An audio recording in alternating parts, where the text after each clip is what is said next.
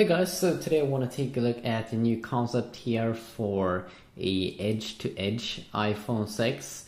So of course now we have the new iPhones for this year, iPhone 5s and the iPhone 5C, but they didn't bring a bigger display. But as you can see here on this concept, it will bring, or on this concept, it has a bigger display, and we've also been seeing some articles about this that next year it seems that Apple will make a bigger display, and I wouldn't be surprised if they do, because they seem to be doing that every 2 years or so, bumping up the display maybe to 4.5 inch, 4.3 inch display, 4.8 inch even. That would be kind of nice. Because I mean, as with the iPhone 4 and the 4S, they had the same kind of display size, and then the iPhone 5 came along and had a little bit bigger display, and the same goes there with the iPhone 5S. And I think that Apple also knows that people are buying phones with bigger displays and that they do like it, but Apple, they know that they can do things slow and still people will buy stuff. So this concept also has like a aluminum body and looks very thin here, which I don't think that the next generation iPhone is going to be this big or be this thin, because it looks just extreme. It doesn't even look like this phone has a home button, and now with the new iPhone, the new iPhone 5S, that has like a fingerprint reader that they're calling Touch ID sensor, that you will be able to make payments just by having your thumb on the home button, and it will just read it and scan it.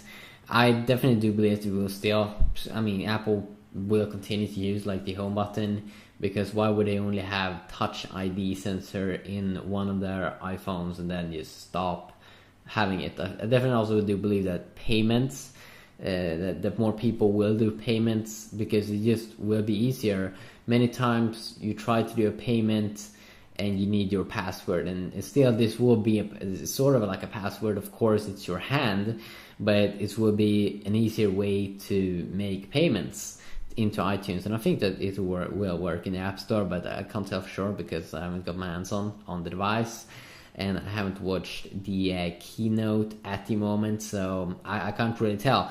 But I definitely believe that maybe even increase the sales of 10% or 10, 20, 30% of iTunes sales, just because it will be easier to make payments. So if they do see that kind of like increase, of course they still want to keep it easy and keep people to be able to do payments with like a sensor. Of course they will be able to have a sensor at another area or something, of course, but that feels a little bit more longer in the future. I still think that we'll see the home button, and I don't even know if Apple would do bigger than 4.3 inch display next time they update.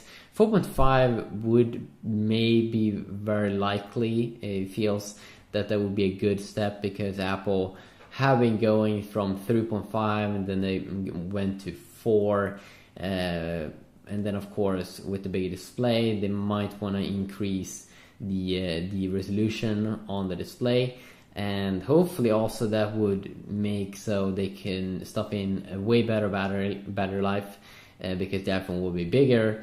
But then of course they don't want to compromise the thickness too much of the device, and Apple doesn't really seem to have been doing that much in terms of battery life. This is something that I definitely want to see more in the future, because they try to do smaller batteries, so you will get a nicer experience, but a longer battery life. I mean, that's what everyone want to have. So I'm not sure about the future in battery technology, but it would be amazing if they come up with the new technology so they can make very thin batteries. Right now batteries are pretty big, so that kind of sucks. But a quick little look here at this concept. May not be the best concept, but still fun. Yeah, have a good day.